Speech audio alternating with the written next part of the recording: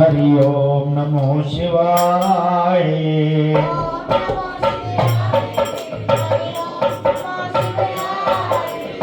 शिवाय ओम नमो शिवाय। ओम नमो शिवाय। ओम नमो शिवाय। ओम नमो शिवाय। ओम कली कृष्णाय नमो। कली कृष्णाय नमो। ओम कली कृष्णाय नमो। कली कृष्णाय नमो। ओम नमो भगवते वासुदेवाय। ओम नमो भगवते वासुदेवाय। ओम नमो भगवते वासुदेवाय। ओम नमो भगवते वासुदेवाय। ओम नमो भगवते वासुदेवाय। ओम नमो भगवते वासुदेवाय। बोल सतगुरुदेव महाराज की। परम पूजनीय महात्मा ज्ञानगिरि महाराज की। बोल शंकर भगवान की। बोल सियापति रामचंद्र महाराज की। पवन सुत हनुमान की। बोल राधा कृष्ण भगवान की। बोल गीता माता की। बोल गंगा जमुना सरस्वती माता की। सच्चिया जोता वाली माता ਤੁਹਾਡੀ सदा। आवाज जोर दी नाल जय बोलना है, क्योंकि जिहदी शरण चाहे आ वो फॉर्मेलिटी नहीं रखनी, मुंह दे विच नहीं गल। सच्चिया जोता वाली माता ਤੁਹਾਡੀ सदा। ऐसे ताकि चेतन अवस्था रहे, कथा को सुनने की सुस्ती ना पड़े। बड़े ध्यान से गुरु रूप साध संगत जी, हमने सबने मिलके कल सुबह 5वें अध्याय का जो पाठ था संन्यास योग ना, उस पर विचार किया सबने मिलके। हमने उसमें से ये रिजल्ट निकला कि मन और जो बुद्धि है वो भी मेरी है। ध्यान से सुनना बात को, है तो गहराई वाली बातें, पर भोलेपन में भी कई बार अच्छे काम हो जाते हैं। कईयों की ऊपर से ही निकल जाती बात, क्योंकि समझ नहीं आती गहराई वाली बातें हैं। पर कुछ लोग समझते हैं, अगर ना पता चले तो जरूर आपस में अपने से बड़े से पूछ लेना कि इसका मुझे मतलब नहीं समझ लगा, क्योंकि मैं भी अनजान हूँ, कथाकार नहीं हूँ। जो करते हैं गुरु महाराज करते हैं, बस आज्ञा का पालन कर रहा हूँ और कुछ नहीं, और अपना प्रायश्चित कर रहा हूँ। मेरी हैसियत ही नहीं कथा करने की, साफ जो बात है। और बड़ी बात तो यह है कि मैं अपने आप में भी नहीं, मैं नहीं अपने आप में। सतगुरु महाराज जी बस खींच रहे हैं, बस इतना ही। बोल शंकर भगवान की। कहता जिस्म भी मैंने तुझे प्रदान किया, ईश्वर कहते हैं। उसके अंदर, तुम्हारे जिस्म के अंदर जो अंतर आत्मा मेरा अंश है वो भी मैं हूं। मन और बुद्धि को भी मैंने ही तुम्हें प्रदान किया है, लेकिन मन और बुद्धि से जो तुम कार्य करते हो उससे मैं अलग हूं, वो मेरे नहीं, वो तुम्हारे अपने।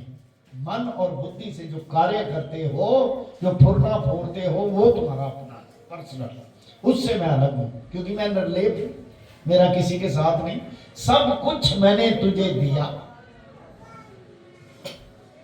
लेकिन जो फुरना है मन बुद्धि अंदर, उसमें मेरा कोई हस्तक्षेप नहीं। वो तुम ही हो जो करते हो, जैसा करोगे वैसा भोगोगे, बस। उसमें मेरा कोई लेन देन नहीं।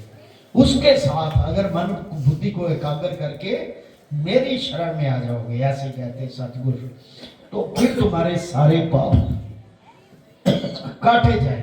देखो इसमें एक बारीकी की बात यह है, अगर अपने सतगुरु को मानना है तो हृदय से, ललारी हमारा पक्का रंग करने वाला है, ये कच्चा नहीं है। कई बार मुझे माफ करना, कोई मेरी बात का बुरा ना माने, क्योंकि बात को जड़ से निकालना है हमने, गलत बात को सही बात करनी है। कई बार देखा है कि देखा देखी ना आदमी सिर घुमाने लगा, देखा देखी, एक ने घुमाया, दूसरे ने भी, उसने घुमाया, मैं भी उठ के नाच लूं, वो नाच लूं। देखो जरा इसमें रस क्या है इस बात में। मैं ये नहीं कहता कीर्तन में नाचना नहीं चाहिए, रस नहीं थी, चैतन्य में हो रहा, वो खुद करते थे, लेकिन अगर उस रस में बाहर जाकर फिर छल कपट करना है तो क्या उसने आपको पकड़ा है? नहीं, वो कच्ची कच्ची धार को नहीं पकड़ता, कच्चे रंग को नहीं पकड़ता, वो ललारी है, वो पक्का रंग करने वाला है। पक्का रंग तो आप जैसे भोले लोग हैं ना जितने, वो हृदय से उसे कह दे हम तुम्हारी शरण में, झोली फैला के कहो हमारा और कोई आसरा नहीं, तुम्हारे बिना हम, ये इतना ही कह दो, कोई मंत्रों की जरूरत नहीं, ऐसा ही कह दो, तो वो आपको यहां भी खुशियां देगा और उधर भी। कहने का मतलब कि गुरु के साथ छल कपट नहीं करना, दिखावा नहीं करना, मेरा भाव ये है। ऐसा ही 5वें अध्याय का कुछ निचोड़ है। बोल शंकर भगवान की, सियावर राम जय जय राम। उसके शरण में नाचने में कोई दोष नहीं, लेकिन रंग धीरे धीरे पक्का चढ़ाओ, कच्चा ना हो, फिर वो बुरे कर्मों को अलग करते रहो, साथ में छल कपट ना करो। कई बार ऐसा मैंने मंत्रों में देखा, कई जगह पे देखा है, कई देवियां जो माता बन के बैठी हुई हैं, आधा आधा घंटा, पौना पौना घंटा चौकी दे के, उसके बाद फिर वैसा ही करो। मेरे पास तो तकरीबन जलंधर की 90% देवाएं हैं कि हमारा काम नहीं चल रहा, संगत नहीं जी होती, किस तरह मैं कसम खा के कहता हूं ऐसा हुआ नहीं। मैं कह तेरे अंदर माया प्रकट, माता प्रकट हो रही है, तुम माता संगत क्यों नहीं भेज रही? ये तो अपनी माता से कहो।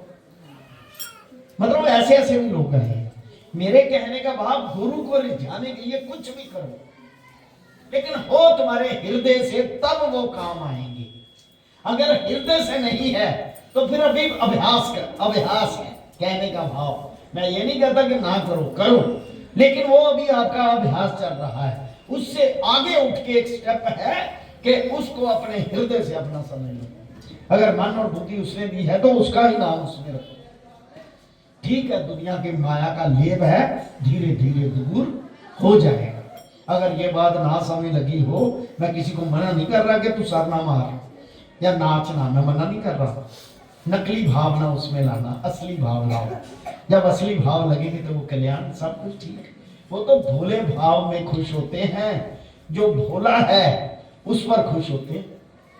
जो चतुर चलाक है उस पर खुश नहीं होते, कहते हैं ये अपना काम कर लेगा, ये चालाकी से सब कुछ कर लेगा। लेकिन जो भोले होते हैं उस पर अति प्रसन्न होते हैं। बोल शंकर भगवान की। अब सुनिए 5वें अध्याय का महत्व। श्री राम जय जय राम, श्री राम जय जय राम, श्री राम जय जय राम। सुनिए 5वें अध्याय का महात्म। श्री भगवान वाच, हे लक्ष्मी, अब 5वें अध्याय का महात्म सुनो। एक ब्राह्मण पिंगला नामक अपने धर्म से भ्रष्ट हो। ये देखिए आज की बात नहीं, हमारे इधर ब्राह्मण भी सुनते होंगे, आए हुए हैं। जब भी श्रीमद् भगवत गीता में महात्म की बात आई है तो ब्राह्मण को कहा गया कि अपने धर्म से भ्रष्ट हो जाए। जो धर्म से भ्रष्ट हो जाए उसका ब्रह्म तब छूट जाता है, उसका किसी ब्रह्मांड में स्थान नहीं है। जो अपने ब्रह्म तब से छूट जाए, व्यभिचार हो जाए, मीट मछली मांस खाए तो अपने कर्म से छूट गया, तो फिर कर्म से ही ब्राह्मण हुआ ना, फिर तो कर्म से ही हुआ। वाह, मथुरा पान किया करता, मछली मांस खाता, जुआ खेलता, तब उस ब्राह्मण को भाईचारे से बाहर निकाल दिया गया, छेक दिया। किसी और नगर में चला गया। दैव योग से ये पिंगला एक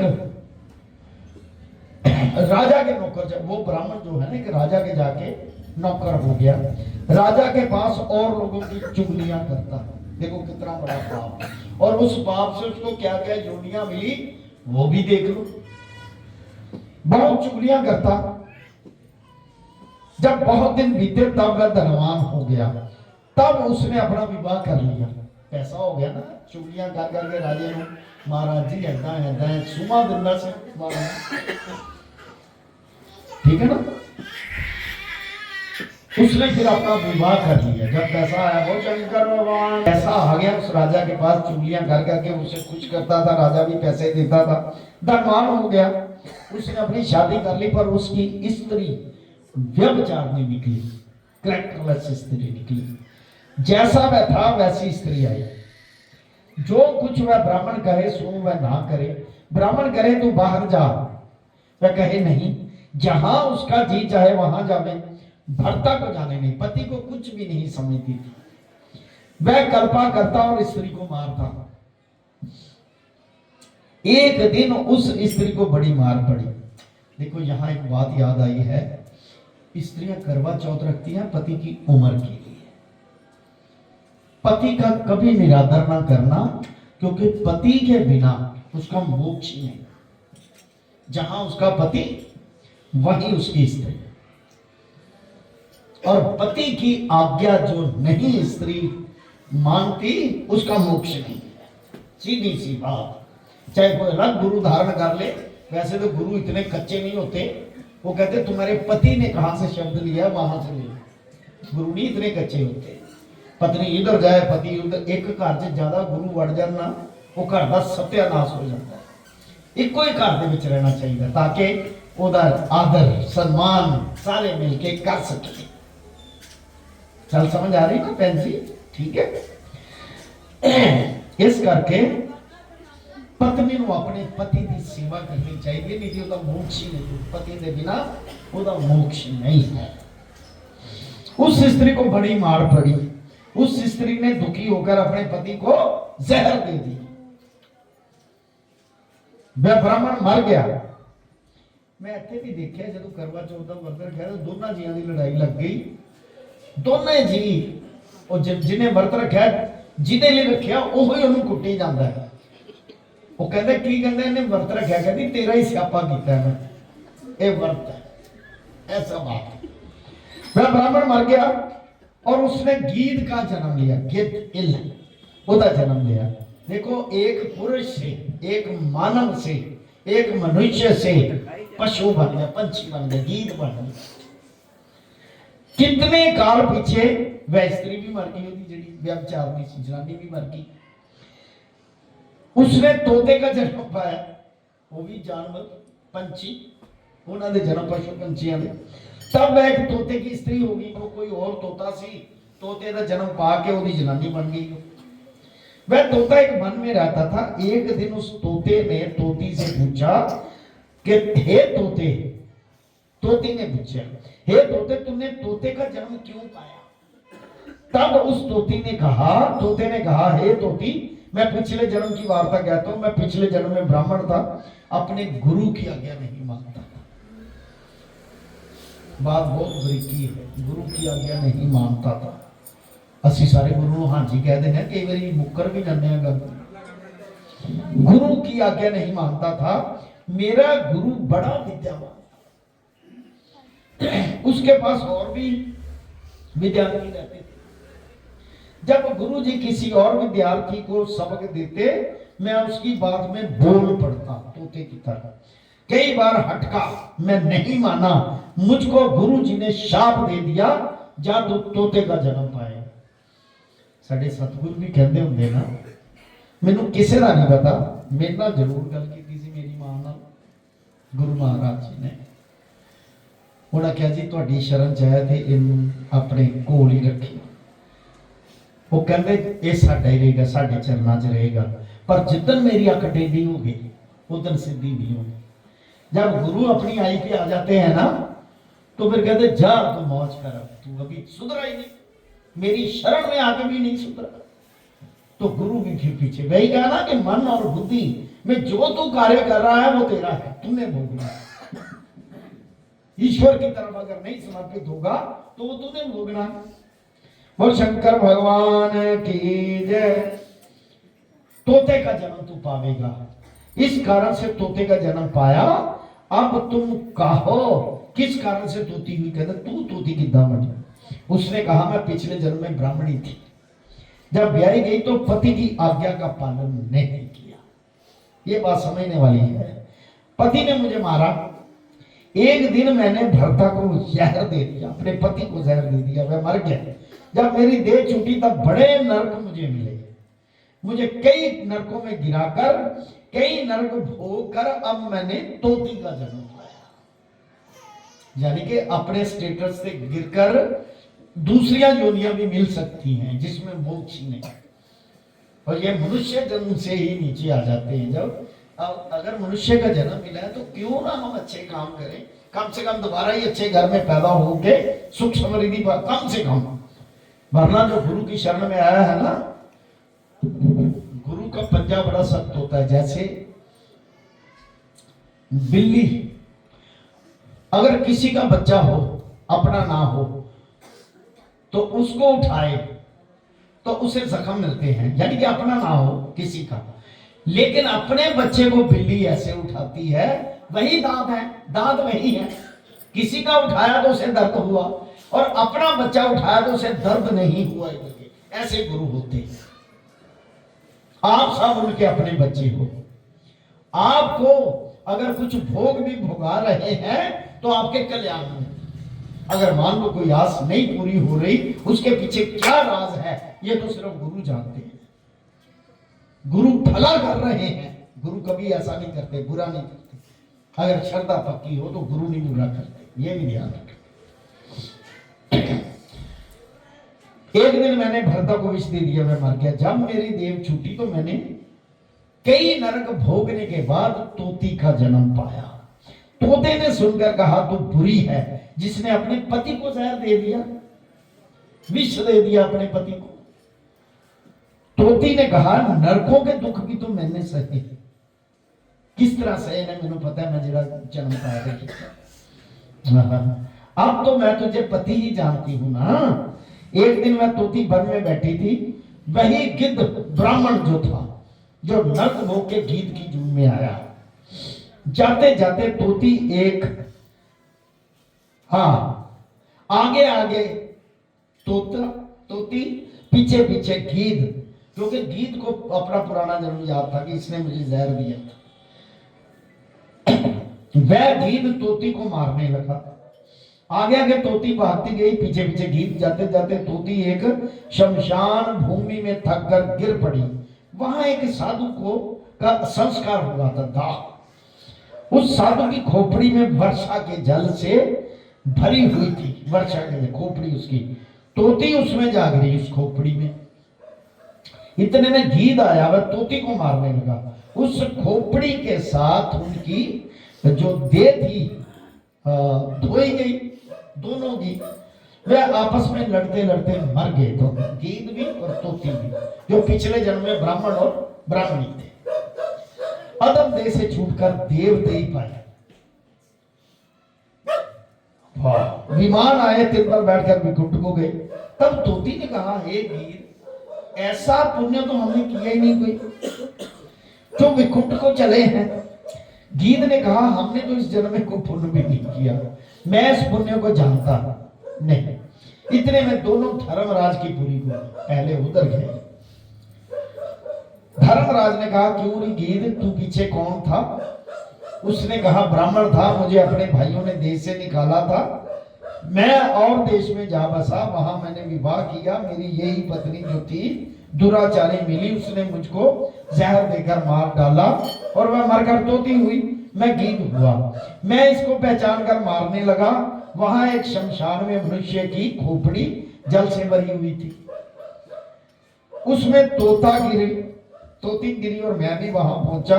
उसका जल हम दोनों को स्पर्श हुआ, तत्काल हमारी देवदेह छूट गई। ऐसे वो समझा रहा है गीत। विमानों पर चढ़कर हम दोनों को विकुंठ ले जा रहे हैं, ये गोतक हमको मालूम नहीं।